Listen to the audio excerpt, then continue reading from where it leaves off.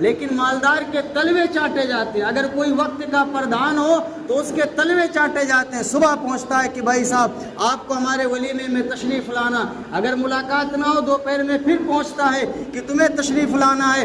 شام کو 2-3 دن تک لگاتار دوڑتا ہے جب تک پردھان سے ملاقات نہ ہو جائے. وہ بندے یاد رکھ تو کس بنیاد پر جا رہا ہے؟ تو آج صرف ایک پاور کی بنیاد پر جا رہا ہے, ایک مالداری کو دیکھ کر کے جا رہا ہے. لیکن اگر غریب آپ کا پریشان ہے, اگر رشتہ دار آپ کا پریشان حال ہے, آپ اس سے سلام نہیں کر رہے, آپ اسے محبت سے پیش نہیں آ رہے, تو یاد رکھنا آپ کا حج, آپ کی نمازیں آپ کو جنت تک نہیں پہنچا سکے گی. یاد رکھنا اسلام مذہب اسلام جو پھیلا ہے یہ ہم سب کے اخلاق سے پھیلا ہے. حضور کا ارشاد ہے ہمیشہ اپنے سے غریبوں کے ساتھ نرمی کا معاملہ کیا کرو. بعض دفعہ تو ایسا ہوتا ہے کہ اگر مالدار سلام کرے, اگر کوئی پیسے والا اگر سلام کرے تو ہم مسکرا کر جواب دیتے کہ صاحب خیریت ہے, کہاں تھے, ملاقات نہیں ہوتی, اتنی محبت سے پیش آتے. لیکن اگر کوئی کسان آدمی, اللہ نے جس کو دولت نہیں دی ہے, اگر وہ سلام کرتا ہے تو بعض دفعہ تو اکثر تو جواب ہی نہیں دیتے. اگر جواب دیتے بھی ہیں تو اتنی خاموشی کے ساتھ, گویا کہ ایسا محسوس ہوتا ہے کہ ان پر بہت گرا گزر رہا. یقین مانو اللہ سب دیکھتا ہے. حضور کا ارشاد ہے کہ غریبوں کے ساتھ اچھا سلوک کرو, اللہ تمہاری موت کو آسان کر دے. ہم اگر چاہتے ہیں کہ ہماری موت آسان ہو جائے, موت کے وقت ہم شدت سے بچ جائیں, ہم تکلیف سے بچ جائیں, تو ہمیشہ اپنے سے غریب کے ساتھ اچھا سلوک کیا کرو. سلوک کا یہی مطلب نہیں کہ آپ سب کچھ اسے دے دیں, نہیں. اگر اللہ نے آپ کو دینے کے لائق بنایا ہے, آپ صدقہ خیرات کریں, ہر طرح کا تعاون کریں, اور اس کے ساتھ ساتھ اگر آپ دینے والے نہیں ہیں تو کم از کم آپ مسکرا کر کے اس سے بات تو کر سکتے ہیں, آپ خندہ پیشانی سے اس سے مل تو سکتے ہیں. حضور کا ارشاد ہے کہ جو بندہ اپنے بھائی سے مسکرا کر کے ملتا ہے, مسکرا کر کے ملاقات کرتا ہے, اللہ کے نبی نے فرمایا کہ اللہ تعالیٰ اسے صدقے کے برابر ثواب دیا کرتے. آپ دیکھیں کہ مذہب اسلام ہمیں کن چیزوں کی تعلیم دیتا ہے, چاہے وہ غریب مسلمان ہو, چاہے کافر ہو, چاہے مشرک ہو, کسی بھی فرقے سے تعلق رکھتا ہو, ہمیں اللہ حکم یہ دیتے ہیں کہ سب سے اچھائی سے پیش آؤ اور سب کے ساتھ اچھائی کا معاملہ کرو. یقین رکھو آپ کی اچھائی اور آپ کی خوش مزاجی آپ کے لیے موت کو آسان کرنے میں ایک اہم کردار ادا کرے گی. اس لیے ہم سب اگر چاہتے ہیں کہ موت کے وقت کی پیاس کی شدت سے بچ جائیں, اگر ہم چاہتے ہیں کہ ہماری موت آسان کر دی جائے, تو ہمیں سب سے پہلے یہ کام کرنا ہے رفق بالضعیف, کہ ہمیں اپنے سے کمزوروں کے ساتھ اچھا سلوک کرنا ہے. اور دوسری بات جو اللہ کے نبی کریم صلی اللہ علیہ وسلم نے ارشاد فرمائی کہ ہمیں دوسرا کام کیا کرنا ہے. اگر ہم چاہتے ہیں کہ ہماری موت آسان ہو جائے اور اللہ تعالیٰ ہمیں جنت میں ٹھکانہ دے دیں اور ہمارے لیے حساب اور کتاب آسان ہو جائے, قیامت کا دن ہمارے لیے آسان ہو جائے, تو ہمیں دوسرا کام یہ کرنا ہوگا وَشَفَقَةٌ عَلَى الْوَالِدَيْنِ. اللہ کے نبی نے فرمایا کہ دوسرا کام تم یہ کر لو کہ ہمیشہ اپنے والدین کے ساتھ اچھا سلوک کرتے رہو. ہم اگر چاہتے ہیں کہ ہماری موت آسان ہو جائے, اگر ہماری تمنا ہے کہ اللہ ہمیں اپنی جنت میں داخل فرما دے, تو ہمیشہ اپنے والدین کے ساتھ اچھا سلوک کرو. اللہ تعالیٰ کتنے پیارے الفاظ سے فرماتے ہیں وَوَصَّيْنَا الْإِنسَانَ بِوَالِدَيْهِ, کہ ہم نے انسانوں کو وصیت کی ہے ان کے والدین کے بارے میں. کیوں؟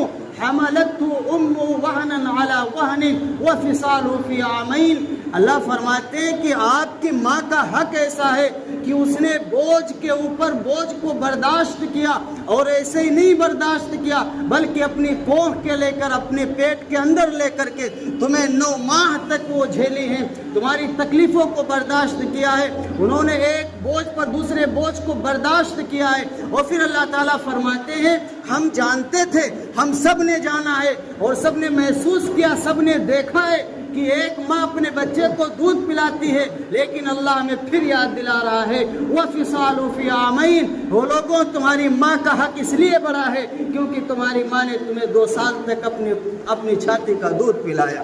اللہ تعالیٰ ہمیں یاد دلا رہے ہیں کہ دیکھو تمہاری ماں نے کتنا دکھ برداشت کیا ہے, کتنی تکلیفیں برداشت کی ہیں, اسی لیے روایات میں آتا ہے اگر کوئی بچہ ساری زندگی اپنی ماں کی خدمت میں گزار دے، اگر وہ اپنے پیٹھ کے اوپر بیٹھا کر کے وہ بیت اللہ کے حج کرا دے، لیکن پھر بھی اپنی ماں کا وہ حق نہیں ادا کر سکتا جو پیدائش کے وقت ماں کے دل سے آہ نکلی تھی، اور درد کے مارے ماں سے جو آہ نکلی تھی اس آہ کا حق بھی ایک بیٹا نہیں ادا کر سکتا۔ آپ دیکھیں کہ اللہ نے ماں کا حق کتنا بڑا بنایا، کتنے پیارے الفاظ نے فرمایا۔ اللہ تعالیٰ نے او میرے بندو اما یبلغن احدہما او کلاہما فلا تقل لہما اف ولا تنہرہما وقل لہما قولا کریما۔ وہ لوگوں اللہ فرماتا ہے کہ جب تمہارے والدین یا دونوں میں سے ایک بڑھاپے کے عالم میں پہنچ جائیں، فلا تقل لہما، تو کبھی اف ولا تنہرہما وقل لہما قولا کریما۔ اللہ فرماتے ہیں او لوگوں جب تمہارے والدین دونوں میں سے ایک کوئی بھی جب بڑھاپے کے عالم میں پہنچ جائے تو کبھی اپنی زبان سے انہیں اف بھی نہ کہنا، انہیں جھڑکو نہ، ان کے سامنے بدتمیزی سے بات نہ کرنا، کیونکہ اللہ جانتے ہیں گویا کہ مفہوم یہ ہے کہ او میرے بندو اگر ماں کے ساتھ برا سلوک کرو گے تمہاری آخرت تباہ ہو جائے گی۔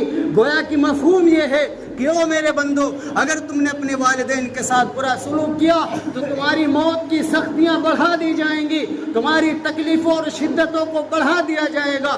اسی لیے اللہ کے نبی نے فرمایا جو بندہ دنیا کے اندر رہ کر کے گناہ کرتا ہے، اگر جرائم کرتا ہے، جھوٹ بولتا ہے تو جھوٹ کی سزا اللہ نے آخرت میں رکھی ہے، اگر کوئی شراب پیتا ہے تو شراب کی سزا اللہ نے آخرت میں رکھی ہے، کوئی غیبت کرتا ہے، بڑے سے بڑے جرائم اگر کوئی دنیا کے اندر کرتا ہے اللہ نے ان سب کی سزائیں آخرت میں رکھی ہے۔ میرے نبی نے فرمایا اگر کوئی بندہ اپنے والدین کے ساتھ برا سلوک کرتا ہے تو یہ ایسا گناہ ہے کہ آخرت کے اندر تو سزا ملے گی ہی ملے گی، لیکن اللہ تعالیٰ اس گناہ کی سزا دنیا میں بھی دیا کرتے ہیں۔ آپ اندازہ لگائیں کہ کتنا سخت گناہ ہے ان لوگوں کے لیے جو اپنے والدین کے ساتھ برا سلوک کیا کرتے ہیں۔ اللہ منع فرماتے فلا تقل لہما اف، کبھی انہیں اف تک نہ کہنا، کبھی انہیں جھڑکنا نہ، کبھی ان کے ساتھ بدتمیزی نہ کرنا، کبھی نہ کرنا کسی کام پر۔ آپ اندازہ لگائیں کہ کتنا بڑا حق ہے کہ یہ کوئی دنیا کا بادشاہ نہیں، یہ کوئی عالم دین نہیں، دنیا کا کوئی بھی عالم نہیں، بلکہ تمام کائنات کو بنانے والے سارے جہان کے رب اللہ فرما رہے ہیں کہ وہ لوگوں تمہاری بھلائی تمہارے ماں باپ کی خدمت کے اندر میں نے رکھی، اپنے ماں باپ کے ساتھ اچھا سلوک کیا کرو۔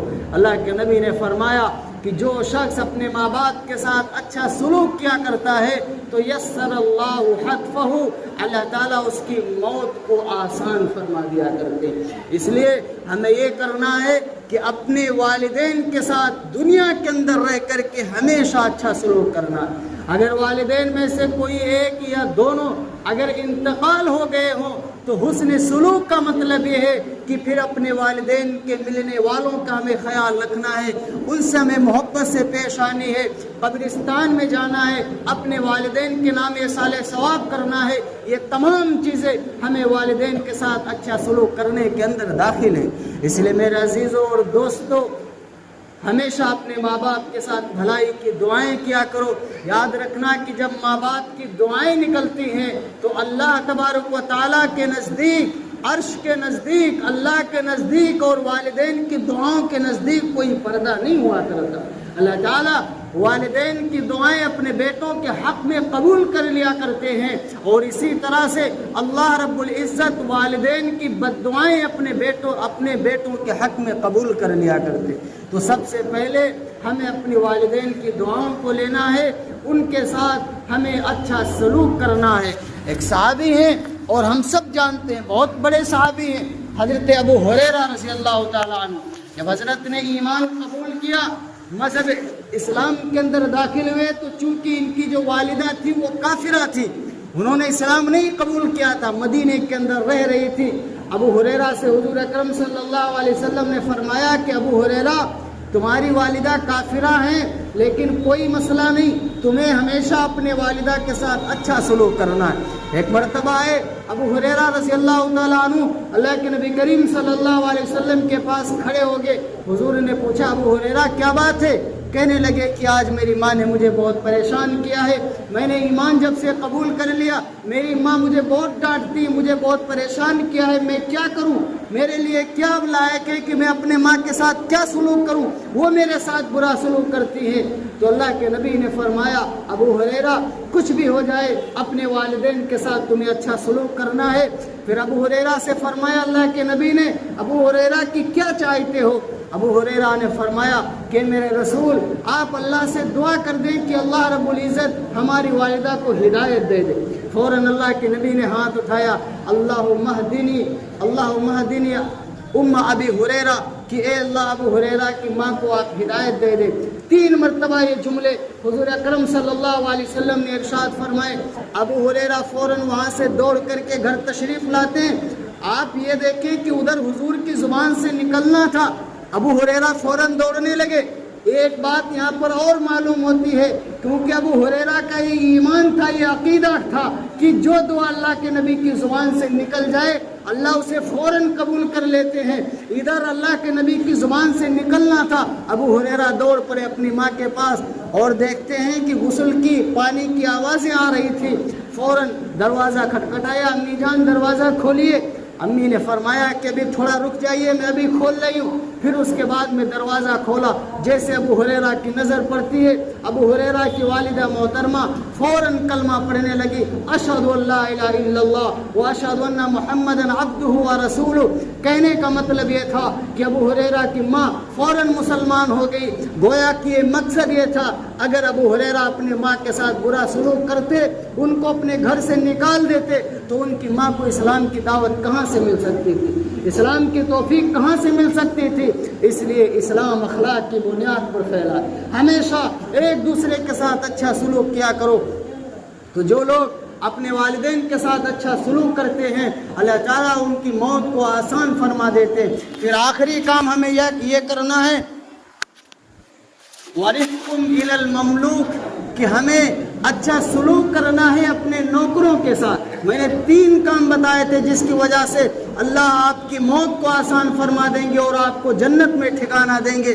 ان میں تیسرا کام یہ کرنا ہے کہ اپنے وزیروں کے ساتھ اپنے نوکروں کے ساتھ ہمیں اچھا سلوک کرنا ہے۔ وہ لوگ جو اپنے نوکروں کے ساتھ اچھا سلوک کرتے ہیں، کبھی ایسا ہوتا ہے اللہ نے آپ کو اس عہدے پر فائز کیا ہے کہ دو مزدور آپ کے کھیت کے اندر کام کر رہے ہیں، اگر انہوں نے آرام کر لیا یا انہوں نے کام نہیں کیا، جو کام آپ نے دیا تھا اس نے مکمل کام نہیں کیا، لیکن پھر بھی آپ اچھا سلوک کر رہے ہیں، ان کو آپ پوری تنخواہ دے رہے ہیں۔ جس طرح سے 200-400 جو بھی مزدوری ان کی بنتی ہو، انہوں نے تھوڑا کام چھوڑ دیا لیکن اس کی وجہ سے آپ نے پیسے نہیں کاٹے، اچھا سلوک کیا، ان کو آپ نے پورے پیسے دے دیے، تو یاد رکھنا آپ دنیا کے اندر اپنے نوکروں کے ساتھ اچھا سلوک کرتے ہو، عرش پر بیٹھا ہوا اللہ دیکھ رہا ہوتا ہے۔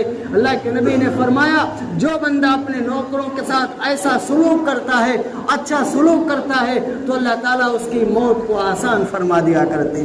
ہمیشہ اپنے سے نوکروں کو کبھی گالیاں نہ دیا کرو، اچھائی سے پیش آؤ، محبت کا نذرانہ پیش کرو، یقین مانو ہمیشہ وہ نوکر آپ کے احسانوں تلے دبا رہے گا۔ اس لیے ہمیں اچھا مزاج بنا کر کے رہنا ہے، ہمیں اچھائی کا اخلاق پیش کرنا ہے۔ یہ تمام چیزیں ہم سب کے لیے آخرت میں ہم سب کے لیے ثواب کا ذریعہ اور نجات کا سبب بن سکتی۔ اس لیے میرا عزیز اور دوستو، ہم سب کو چاہیے کہ ان تمام باتوں پر ہم مکمل کوشش کریں کہ عمل پیرا ہوں، اور اللہ کی ذات سے امید اور دعا کرتا ہوں کہ اللہ تبارک و تعالی ان تمام باتوں پر ہم سب کو عمل کی توفیق عطا فرمائے۔ وآخر دعوانا ان الحمد للہ رب العالمین برحمتک یا ارحم الراحمین۔